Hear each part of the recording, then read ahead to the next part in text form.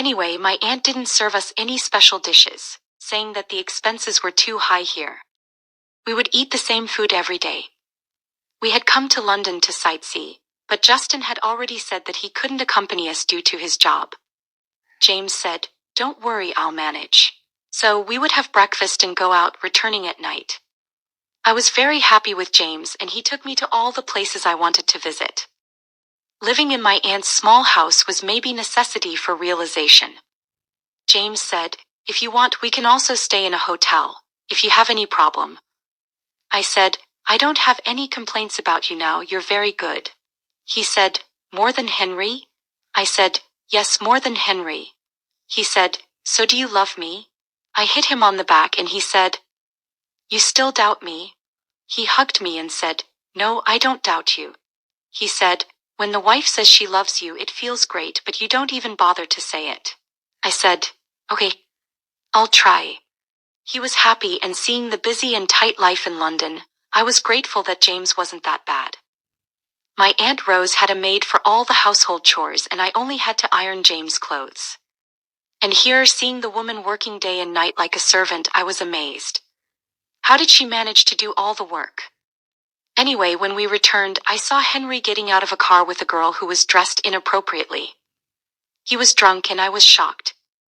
The girl's clothes were very revealing, and when she got out of the car, she called Henry. He stumbled towards her, and what they did next, I was too ashamed to look.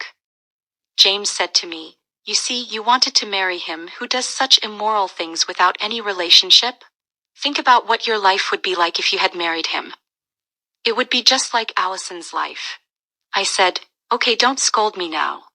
He held my hand and said in a pleading tone, "I'm not scolding you. I'm trying to make you understand that not every aunt's son is bad, and not every aunt is bad either. You saw how your aunt treated Allison, didn't you? She's exhausted and she doesn't even have time to go out on Sundays.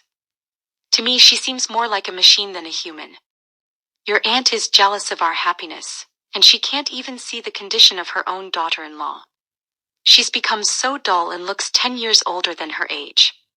Everything he said was true. When I returned from London, my thinking had changed completely. I started helping his mom with all the household chores. He was tired of working 2 jobs and wasn't even fighting with me anymore. He was just exhausted all the time. I said, "James, either quit your job or help your father with his shop." He said, "Why?" I said, "So you can take care of me and our family." He said, "If I quit one, how will I fulfill your desires?" Then he teased me, saying, "You wear expensive shoes, don't you?" I said, "I'll give them up for you."